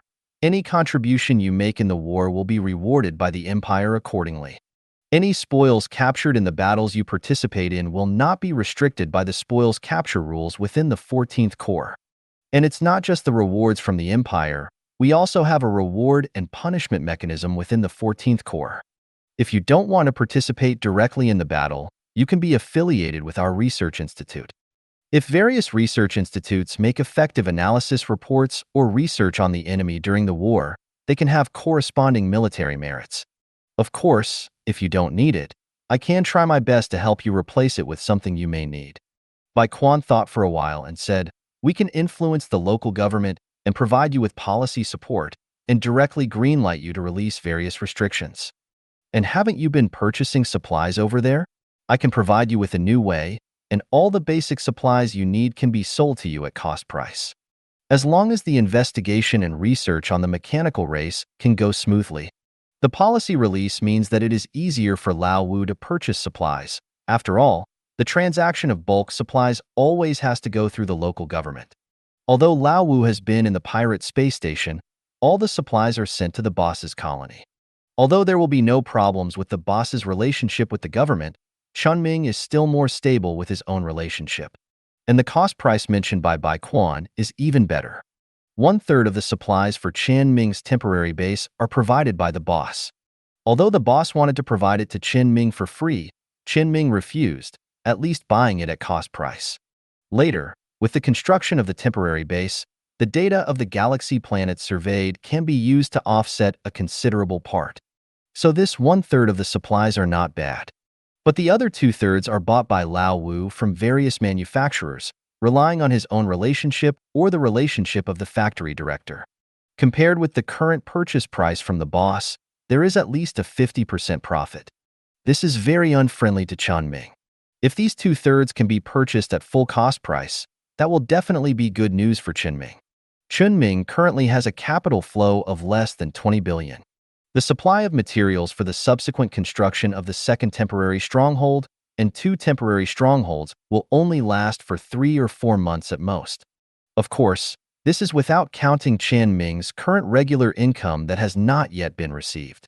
His hyperspace jump engine patent and the pirate business, which has been booming recently, can sustain him for another month or 2. If the second batch of royalties from the antimatter patent is obtained, it will last even longer. But Chen Ming is not sure when it will be delivered. So when open source is not that easy, saving money is also a good choice. Therefore, Chen Ming said decisively, that's easy to say. As long as he is given money, he can directly take off the underwear of the machine clan. Anyway, his psychic power cannot completely control the entire mechanical clan due to the mechanical clan's own psychic network. He can trick the mechanical race even more easily than Yu Hui. Generally speaking, I don't participate in other combat matters, but if you are willing to come out of the spaceship, I will be happy to help. Bai Quan smiled and did not directly take up Chen Ming's topic. Instead, he took out a contract that seemed to have been drawn up long ago and sent it to Chen Ming and said, let's see if there are any problems. If there's no problem, let's sign it. Chen Ming took a rough look and found that the content of the contract was the same as what Bai Quan said. Let him be a temporary tactical instructor without a military rank and without being forced to join the army. But they can enjoy the treatment of a colonel-level officer and the obligations of an ordinary person. You must know that the one above the colonel is the senior colonel, and if it is higher up, it is directly the major general. This treatment is definitely not low. It's just that Chen Ming feels that something is missing. But before he could ask, Bai Quan spoke first. It's not easy to write down the preferential treatment in the policy and when you actually purchase materials in bulk, but they will all be there. I can personally guarantee this. Chen Ming immediately suppressed his words. He thought about it for a moment and said, that's okay. After confirming that there were no other problems with the contract, Chen Ming signed his name happily. Bai Quan also accepted the contract with a smile and said to Chen Ming, "A certificate will be mailed to Wuan in a few days. Remember to sign for it. Then I want to confirm with you again. Is there any way for the mechanical clan you control to blend into the original mechanical clan?" Chen Ming shook his head and said, "There is really no way. The mechanical race is more troublesome than Yuhui. Every individual of Yuhui is different. I control it. As long as I don't give some obviously abnormal orders, it won't look any different from other Yuhui. But the individuals of the mechanical race that I control will be judged as abnormal sub-individuals, and they are just like aliens in the eyes of the mechanical race." Chen Ming's serious answer made Bai Quan ponder for a moment, and then asked, "Then how does the machine race judge whether the same kind is abnormal? Can it be achieved by modifying the identity mark of the machine race you control?" Chen Ming actually hasn't thought about this problem. After all, the machine race he controls is directly separated from the machine race's own hive network. This is not a matter of recognition at all, but rather the ability to detect anomalies in individual anomalous individuals without identifying the machine race. So Chen Ming could only answer with some ambiguity, "This may be more metaphysical. I'm not completely sure." Bai Quan reassured Chen Ming and said, "It's okay. Psychers who officially join the Empire's official forces generally have a think tank behind them. Specialized people can help think about the direction of psychic expansion. They can also help think about and test the upper limit of psychic power and how to use psychic power. As long as you can figure out the basics, there will always be someone who can help you figure out a solution. Although you have not officially joined, I will definitely not give you anything less." Chen Ming was not happy because Bai Quan said he would arrange for someone to help him. Instead, he frowned slightly. Bai Quan noticed this keenly, and after his recent contact with Wuan, he quickly understood Chen Ming's concerns and said, "I told you about your theory of psychic associations. It is said that psychers should develop naturally, but we generally think that is for potential psychers. In fact, more psychers should carry out systematic learning. The earlier they do it, the final achievements will definitely be higher than those achieved by slowly exploring on their own. Of course, you definitely have potential and are a genius, so we definitely respect your opinion and will not conduct actual psychic tests. Our people will only give you some suggestions based on the situation you explain. If someone crosses the line, you can tell me directly and I will stop it immediately." Chen Ming nodded and said, "Do you have any researchers from the mechanical tribe? It would be better if they know a little bit about psychic energy. It might be easier to talk to them about some things. I'll help you make arrangements right away, but I'm not at the headquarters right now, and it may take a day to mobilize the manpower. I'm not in a hurry. I think you might be more anxious." 2. Bai Quan showed an expression that was not sure whether it was embarrassment or laughter. "Let's start with what I said yesterday. I'll help you review the battle between you and Cheng Xinghe." The morning passed quickly. Bai Quan summarized the problems in the previous simulated battle and ended the communication with Chen Ming. Then he saw the message that Cheng Xinghe replied to him during the morning class on the terminal. The content was quite long, basically complaining about the abnormal degree of Chen Ming's psychic power. Bai Quan summarized it briefly, and it can be summed up in one sentence. "If you lose, you lose. You can only mock back if you really win." This was a response to Bai Quan's words of comfort to her yesterday. It seems that Cheng Xinghe has completely come out of autism much faster than before. At the end of this message, Cheng Xinghe also wrote a sentence on it, "Don't tell Cheng Xinghe about this." Bai Quan raised the corner of his mouth and put away the terminal. In the past, he might have really told Cheng Xinghe the news. After all, he was very happy to see Cheng Xinghe and Cheng Xinghe compete with each other. But now that Chen Ming is here, and he happens to have other ideas, let Chen Ming and Cheng Xinghe compete. Cheng Xinghe will definitely go to Chen Ming later. He just needs to add fuel to the fire from time to time. Although Bai Quan himself does not understand this aspect, he is married, so he has external help. In this matter, it is always right to do what his wife says. When thinking of this, Bai Quan subconsciously thought of the wave of deformed children in the Empire and couldn't help frowning. This matter has to be considered at his current age. But now he has no suitable solution. When Bai Quan was having a headache because of the child, Chen Ming also sorted out the mistakes he made in the simulation for the last time to ensure that he would not make them again in the future.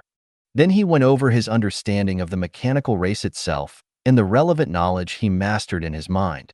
Everything is clear in mind. Just wait for Bai Quan to ask someone to come and explain it to everyone tomorrow. He must also grasp the degree at that time, and some things cannot be exposed. After sorting out what to do next, Chen Ming also plans to take this opportunity to summarize his own strength.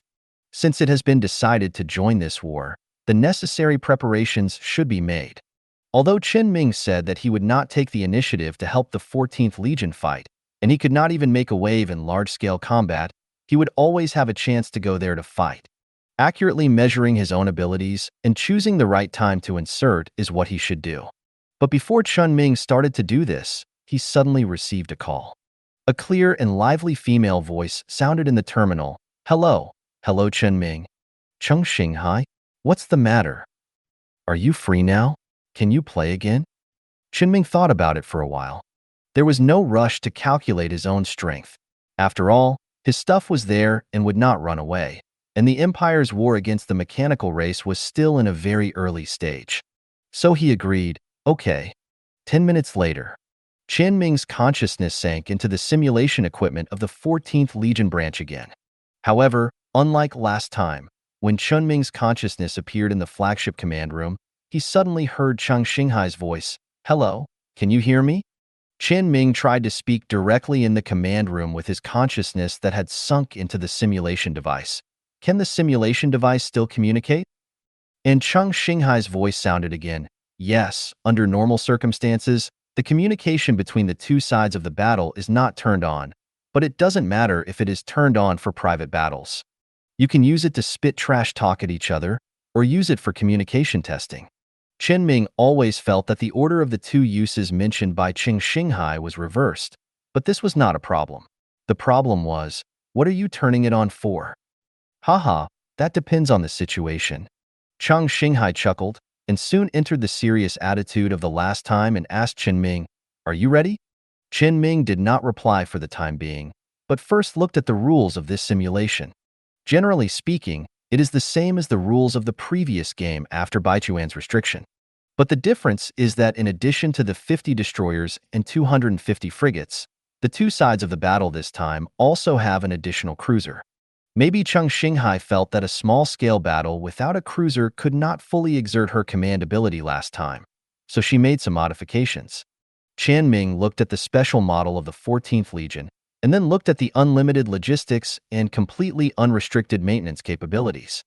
Ready? Then let's start. I won't lose again this time. Yeah. Chen Ming responded. Driving the ruler, he instantly jumped to the face of Cheng Xinghai's fleet.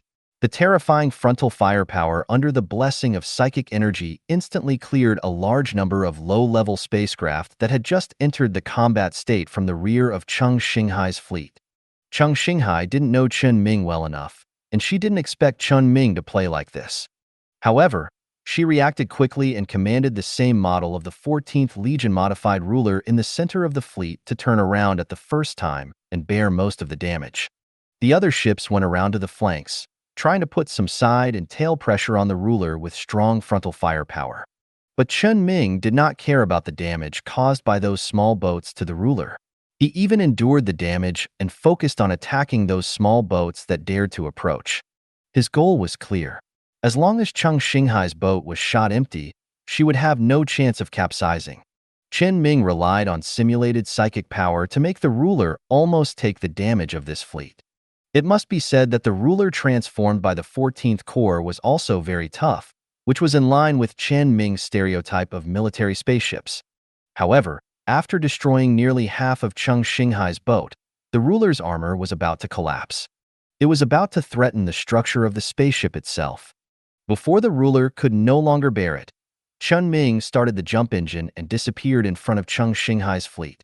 Cheng Xinghai was just a little shocked that Chen Ming's psychic power could achieve fast and multiple jumps, and that a cruiser could kill half of the fleet of 300 ships with cruisers. But at this time, she was full of confidence in winning Chen Ming. Because when she just fought, she had sent some spaceships to other places to lock the position of Chen Ming's main fleet. In a small-scale battlefield, the overall distance between the two fleets was not far. Based on the situation she observed when Chen Ming was repairing the spacecraft, she deduced the speed at which Chen Ming repaired the cruiser. As long as she rushed over now, she would definitely be able to eliminate all of Chen Ming's other spacecraft before Chen Ming's ruler finished repairing it. Without Chen Ming's ruler staying on the main fleet side, Chen Ming's main fleet would only be completely crushed by her ruler. As long as she could take advantage of this opportunity to kill the large force, even if she only had half of her fleet left, she would definitely be able to defeat Chen Ming with advanced preparation. However, when Chang Xinghai's fleet just arrived in front of Chen Ming's main fleet that had been parked in place and had not moved, Chen Ming drove the fully repaired, full-blooded, and full-status ruler back. At this moment, he seemed to hear Chang Xinghai whisper a swear word. Chen Ming was right. Chang Xinghai really couldn't hold it back. Although she had heard some of the effects of Chen Ming's psychic power from Bai Quan, but when she actually saw Chen Ming using the psychic power effects that Bai Quan had not told her, she still looked perverted. And now she understood the way Chen Ming repaired his psychic power. It was not the fixed repair speed she had thought of before, but a repair speed based on a percentage, whether it was a large ship or a small ship. It was purely because of the size of the spacecraft that limited the scope of Chen Ming's psychic power, which made her think that Chen Ming's psychic power repair speed was not fast, which eventually led to this situation. It was too late to change the strategy now. She could only try to fight back on the battlefield and try to struggle. Chen Ming would naturally not hold back.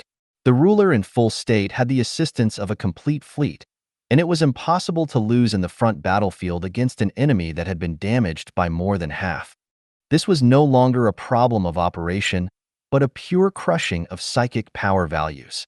For a while, only Chang Xinghai's fleet could be seen disappearing on the battlefield. As the battle went on, Chen Ming seemed to hear a faint cry in the communication channel, which made him a little embarrassed. He made a mistake and threw a few ships out to give them away, so that Chang Xinghai would not be unable to kill any ships. At the same time, he quickly asked the ruler to increase his strength and completely end the battle. Although Chen Ming did this, if he came like this again next time, he would still fight like this. But Chang Xinghai, Uncle Bai Quan received another call from Chang Xinghai not long after. He had just contacted the relevant personnel and was going to talk to Chen Ming tomorrow. He just had some time to talk to Chang Xinghai. Then he learned about the second battle between her and Chen Ming. It can only be said that when the cruiser came out, Bai Quan knew that Chang Xinghai would definitely lose.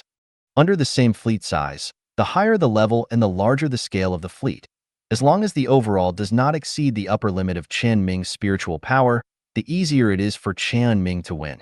So Bai Quan could only say, "I forgot to remind you, don't fight Chen Ming in a cruiser, especially in a small-scale battle without logistics."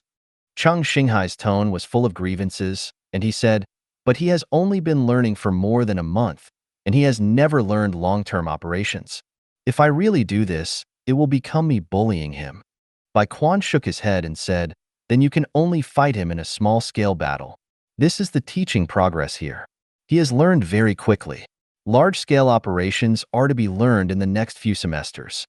Or you can contact other people yourself and find a few more who can be responsible for logistics.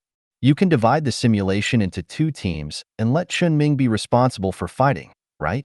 Chang Xinghai thought carefully about Bai Quan's proposal and felt that it seemed feasible. The crying voice that was originally pretended disappeared instantly, and he said to Bai Quan in a well-behaved voice, "Thank you, Uncle Bai." Bai Quan put down the terminal, and all kinds of thoughts flashed through his mind. In fact, at first glance, such a long-term battle with logistics restrictions can indeed help Chang Xinghai gain some advantages on the battlefield. After all, Chen Ming's psychic power still depends on logistics. When logistics are restricted, Chen Ming's psychic power will naturally not be able to fully exert its due effect. But Bai Quan knows how outrageous Chen Ming's psychic power is. So he is ready to have fun.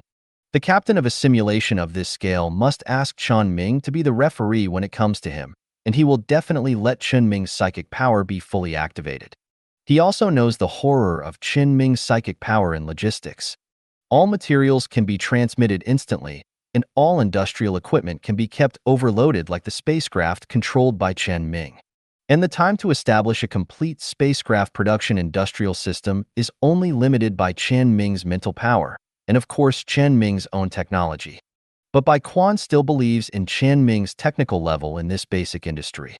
So by then, he can already see the appearance of Cheng Xinghai's side being pushed flat by Chen Ming's fleet. I just don't know if Chen Ming has time to participate in this long-term battle that requires deep consciousness connection. Of course, if Chen Ming is willing to participate, and after winning this game with a high probability, Bai Quan will also find an excuse to exercise his command ability to limit the use of Chen Ming's psychic power in the simulation. As long as Chen Ming's psychic power can be restricted a little, Cheng Xinghai should be able to seize the opportunity to win. It's best for the two to have wins and losses and play more games. This is the situation he wants to see most now. On Chen Ming's side, although he was taken by Cheng Xinghai to simulate a fight for an hour, it was not a big problem. Anyway, it ended quickly. It's just that this scale of battle is not good for the training of command ability. It seems that even if Bai Quan is not there, he will have to take the initiative to impose some restrictions on himself. Of course, this is a matter for the future. Now Chen Ming continued to count his own situation. First of all, it is naturally the most easily counted liquid funds on hand, totaling 18.7 billion, which is used for the maintenance of temporary bases and the purchase of materials. The second is the spacecraft controlled by Chen Ming. Escorts and expellents can basically be ignored now. After all, after the temporary base was established, those spacecraft that were not originally his Yuhui have been completely under his name. However, it is still necessary to count the cruisers. Chen Ming currently has 5 human cruisers, including a Stardust class, a Supreme Point class, 2 Defender class, and a Colossus class. Although Chen Ming intended to feed one of the defenders to the Queen of Worms, the Queen of Worms has not eaten it yet, so it is still counted among his cruisers for the time being. The Supreme Point that Xiao Yang promised before is still on the way, so there is no need to count it for the time being. In addition to human cruisers, Chen Ming also has 4 Yue cruisers: Brilliant, Radiant, Refraction, and Flashing. Brilliant, Radiant, and Flashing were all obtained by buying Yuhui with free spaceships.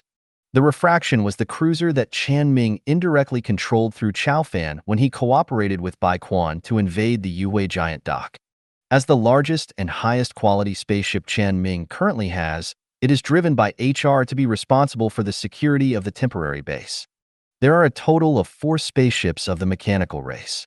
The model names of 3 of the mechanical race cruisers are very common standard mechanical race cruiser, which is obviously a standard spaceship. It has a narrow and long hull and large weapons distributed in the front, middle, and back. The 3 spaceships have a total of 9 large weapons, all of which are large live-fire electromagnetic weapons. It can be seen that the mechanical race likes this type of weapon very much.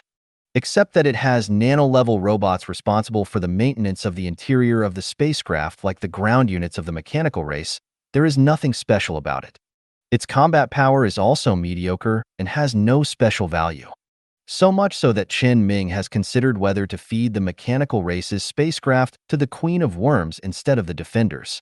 But Chen Ming considered that the Queen of Worms' own biological spacecraft itself has many cavities for various insects to move around, rather than a pure, solid single creature with the appearance of a biological spacecraft. So it is better to feed the Queen of Worms with a human cruiser with a similar structure.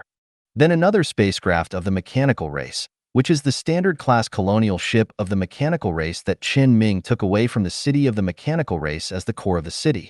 It was controlled by Chen Ming and repaired to its original appearance using psychic energy and then thrown to Hui Huang. Hui Huang will find a way to get enough colonization technology from it for the future when Chen Ming really colonizes. Speaking of technology, the technology at hand by Chen Ming can also be regarded as part of the comprehensive strength. After all, the patents of antimatter technology and hyperspace jump engine technology can provide a lot of funds and logistical support, which can certainly be counted as part of strength. In fact, Chen Ming has another high-value technology on hand, which is the blueprint of the new star-level unmanned battlecruiser that he got at the beginning. Chen Ming was so excited that he took this thing by force despite his brain and body that had been using psychic energy for 2 consecutive days and was close to collapse. However, it has no place to play its role today. It can only be said that Chaofan can actually build a capital ship as long as it is provided with a sufficient environment. But Chen Ming can't get a giant dock, so this technology can only be put aside for the time being, and it will be taken out when it can really be manufactured. In addition to funds, spacecraft, and technology, real estate should also be counted as a part of comprehensive strength. Speaking of this, Chen Ming thought of the number 6 space arm of the Pirate Space Station, which is the space arm used for power generation at the Pirate Space Station. Although Chen Ming originally arranged Yu Hui to control the station purely to restore the damaged power system of the space station. But the accident was over, and the company knew what Chen Ming had done but didn't mention it. Chen Ming didn't know what to do. Anyway, just keep it like this. Maybe it will come in handy one day. In addition to the space station, the most important real estate that Chen Ming currently controls is definitely the temporary base. Although the temporary base only has a castrated version of a starport with simple maintenance and transportation functions and a giant warehouse. But the Yu Hui in the temporary base is the most important place in this base.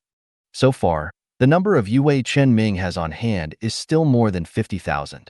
Even if Yu Hui is constantly lost during the 2-month exploration process, the loss is still relatively light in the face of the overall scale. Among the more than 50,000 Yu Hui, there are nearly 48,000 gamma-level Yu Hui, more than 3,000 beta-level Yu Hui, and 5 alpha-level Yu Hui. It is Chen Ming's real assets some time ago.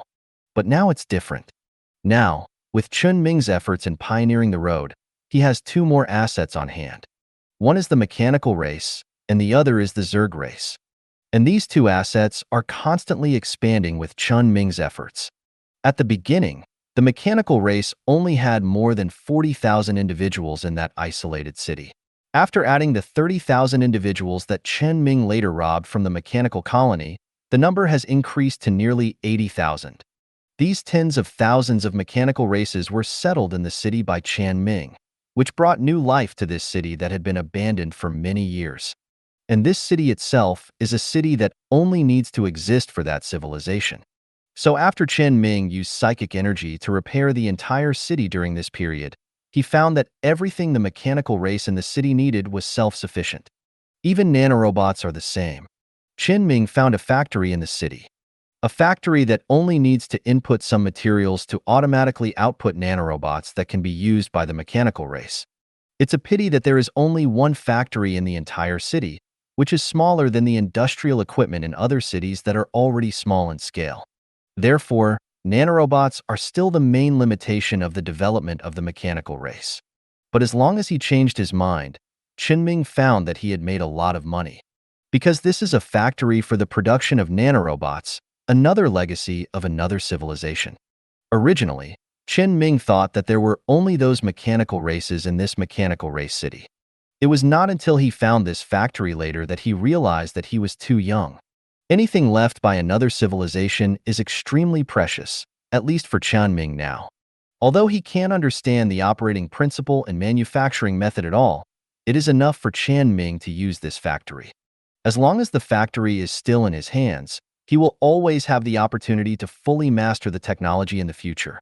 And when the new 30,000 mechanical races were gradually controlled by Chen Ming found that the number of mechanical races in his honeycomb thinking network had reached the standard, and he could directly generate the consciousness of new mechanical race individuals in the network. This means that the number of Chen Ming's mechanical races can begin to increase, and he can start to build new mechanical races, combined with the nanorobots produced by the nanorobot factory. Although the speed is not fast, the increase in the number of mechanical individuals can always subtly provide Chen Ming with more mental power and thinking speed. And Chen Ming's other family, the Zerg, is obviously more heavyweight. Although the types of Zerg are the same as before, they have hardly changed when there is no battle. And the biological buildings of the Zerg have only been completed in the past few days. The larvae hatching pool and the progress of other things is very unsatisfactory. However, the speed of the Zerg population expansion is more than that of Yu Hui and the mechanical race combined. From the size of a city at the beginning, the area covered by the Zerg nest is now close to half of the colony that occupied 1/5 of the surface of the planet when Chen Ming first went to Yu Hui Star region. If it weren't for the fact that the area of the planet where the Queen of Zerg is now larger, and Chen Ming deliberately restricted the reproduction of the Queen of Zerg on the surface later, allowing it to expand underground to avoid destroying the ecological environment on the surface. Otherwise, Chen Ming even felt that he could see the Zerg nest on the ground directly from outside the planet. This has led to Chen Ming's current difficulty in estimating the size of the Zerg population. But at least one thing is certain, that is, the current strength of the Zerg ground units is enough for Chen Ming to do many things. The ability of the Queen to devour everything, transform everything, and breed everything is too exaggerated. It won't be long before the entire planet will be completely occupied by the Queen, and the Queen will also have the ability to destroy the planet. Of course, Chen Ming is not afraid of this. His psychic power will make all this a help to him. Thank you for watching. I hope you enjoyed today's episode. If you did, please like, share, and subscribe.